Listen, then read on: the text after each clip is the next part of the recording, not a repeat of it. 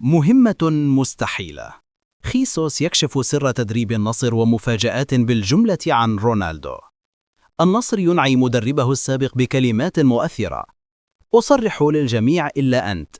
نواف العقيدي يثير الجدل بتصرفه المفاجئ تجاه أحد المراسلين. بسم الله الرحمن الرحيم، والصلاة والسلام على أشرف الخلق سيدنا محمد عليه أفضل الصلاة وأتم التسليم. أهلا وسهلا بكم في قناتكم المفضلة، المصدر الأول لأحدث أخبار الكرة السعودية، من قلب الملاعب إلى كواليس الأندية. هنا نوافيكم بكل جديد عن الدوري السعودي ونجومه وصفقاته وتحليلات لا تجدونها إلا هنا، فخليكم معنا وخلونا نبدأ جولتنا الكروية. فجر البرتغالي خورخي خيسوس المدير الفني لنادي النصر مفاجأة حول تجربته الحالية على رأس الجهاز الفني للفريق، مؤكدا أنها تعتبر التحدي الأصعب في مسيرته التدريبية.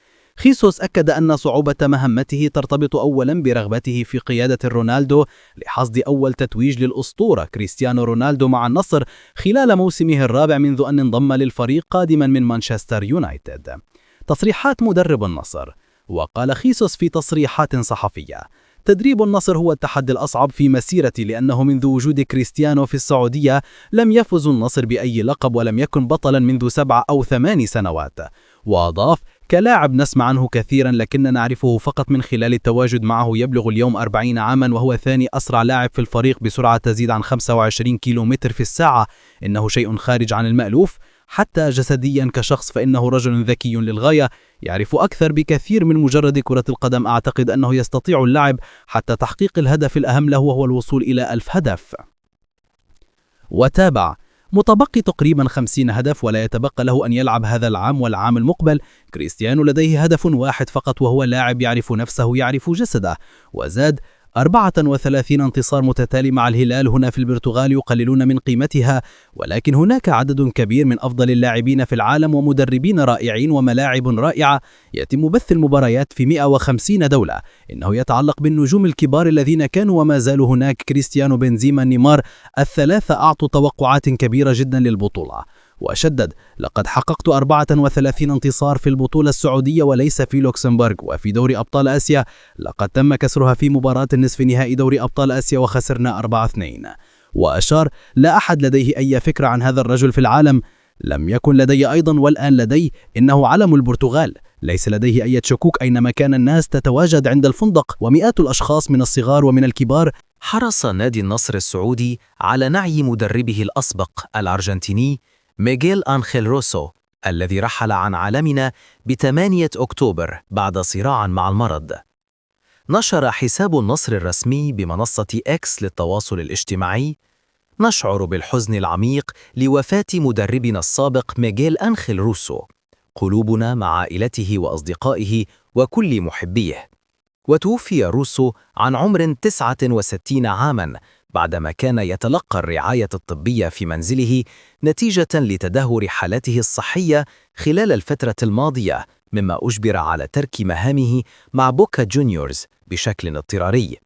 وتولى روسو تدريب فريق النصر قرابة 6 أشهر في موسم 2021-22، حيث أدار 20 مباراة وحقق خلالها 15 انتصارا وتعادلين مقابل 5 هزائم. وانتهت تجربة روسو مع النصر في يونيو 2022، وبعدها تولى تدريب روزاريو سنترال وسان لورينزو، ثم أخيرا بوكا جونيورز من 2 يونيو الماضي حتى وفاته. روسو قاد فريق بوكا جونيورز في 13 مباراة بكافة البطولات، حيث حقق خلالها 3 انتصارات و7 تعادلات مقابل 3 هزائم، وكانت آخر مباراة أدارها أمام سنترال كوردوبا بتاريخ 22 سبتمبر 2025، وانتهت بالتعادل 2-2. سيطرت حالة من الجدل على تصرف نواف العقيدي حارس مرمى نادي النصر والمنتخب السعودي الأول تجاه أحد المراسلين في المنطقة الإعلامية المخصصة لإجراء اللقاءات مع اللاعبين، وذلك في أعقاب انتهاء مباراة الأخضر مع إندونيسيا في التصفيات الآسيوية المؤهلة لكأس العالم 2026.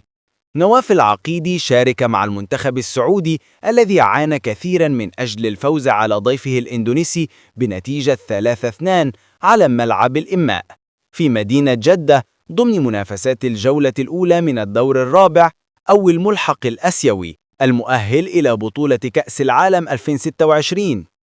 وحول الأخضر تأخره بهدف دون رد في الدقائق الأولى إلى فوز غال بثلاثية، وحرم منافسه من العودة للقاء حيث تغلب على النقص العددي عقب طرد متوسط الميدان محمد كنو في الوقت بدل الضائع.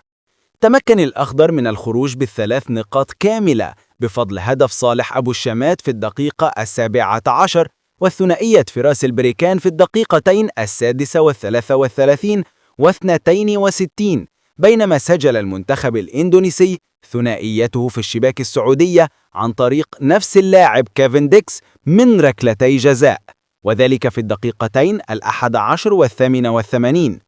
وبهذه النتيجة يتصدر المنتخب السعودي جدول ترتيب مجموعة الثانية التي تضم إندونيسيا والعراق، وذلك برصيد 3 نقاط من مباراة واحدة فقط، بينما تجمدت إندونيسيا بدون نقاط من مباراة، وهو نفس رصيد المنتخب العراقي الذي لا يزال لم يلعب أي لقاء حتى الآن.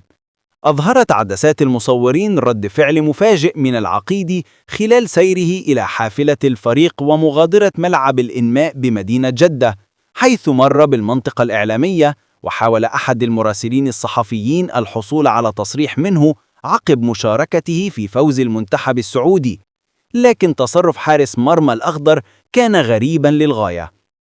العقيدي مر سريعاً من أمام المراسلين ونظر إلى أحدهم قائلاً بنبرة تحدي: بصرح للجميع إلا ليك انت وياه ما تستهلون، لينتشر المقطع بشكل كبير بين جماهير الكرة السعودية، وتخرج اجتهادات وتأويلات حول تصرف حارس مرمى المنتخب السعودي المفاجئ تجاه هذا المراسل. هناك من أكد أن المراسل الذي رفض العقيدي إجراء حديث معه هو صحفي عراقي تعمد استفزاز لاعبي منتخب السعودية بأسئلته، منهم اللاعب صالح أبو الشمات، حيث قام أحد المراسلين العراقيين ووجه سؤالا غريبا إلى أبو الشمات عن رأيه في مقاطعة الجماهير السعودية لمباريات المنتخب الوطني مثل ما حدث ضد إندونيسيا من وجهة نظره. هنا رفض نجم الأهلي الرد بشكل يشعل النيران بين منتخبي السعودية والعراق، حيث اكتفى بالرد: صل على النبي، ثم الابتعاد عن المراسل. وتشهد العلاقة بين المنتخبين السعودي والعراقي توترا كبيرا قبل المواجهة المرتقبة بينهما يوم الثلاثاء المقبل في مباراة حاسمة على التذكرة المباشرة من الملحق الآسيوي المؤهل إلى كأس العالم 2026. أصوات أخرى ذكرت سبب تجاهل العقيد الحديث مع المراسل هو غضبه من بعض وسائل الإعلام التي زعمت وجود أزمات داخلية بينه وبين إدارة نادي النصر السعودي، ومطالبته بالمشاركة أساسيا في المباريات أو الرحيل عن النادي وعدم تجديد عقده. وفي واحدة من أكثر التصريحات إثارة للجدل في الكرة السعودية، فجر نواف العقيدي حارس مرمى نادي النصر أزمة داخلية حين كشف عن وجود انقسامات إدارية حادة داخل النادي، مؤكداً أن هذه الخلافات أثرت بشكل مباشر على نتائج الفريق وأجواء غرفة الملابس. العقيدي الذي انتقل إلى الفتح على سبيل الإعارة في يناير 2025 أشار في مقابلة تلفزيونية إلى أن إدارة النصر لم تدعمه خلال فترة إيقافه بعد أزمة المنتخب رغم وعود الرئيس التنفيذي جويدو فينجا بإرساله إلى إيطاليا للتدريب مع مدرب خاص، وهو ما لم يتحقق. وأضاف أن كل إدارة جديدة تهدم ما أنجزته الإدارة السابقة، ما يخلق بيئة غير مستقرة للاعبين. ورغم هذه التصريحات، عاد النادي لاحقا لتعديل عقد العقيدي حتى عام 2028 مع تحسينات مالية تعكس مكانته في الفريق، في خطوة اعتبرها البعض محاولة لاحتواء الأزمة وإعادة بناء الثقة بين اللاعب والإدارة. إذا أعجبكم المحتوى لا تنسوا دعمنا بلايك والاشتراك في القناة وتفعيل جرس التنبيهات علشان توصلكم كل الأخبار أول بأول. كرتنا السعودية تستحق المتابعة، وإحنا هنا عشان ننقلكم كل التفاصيل لحظة بلحظة. كان معكم المشجع النصراوي، نراكم في فيديو قادم. دمتم بخير، والسلام عليكم ورحمة الله وبركاته.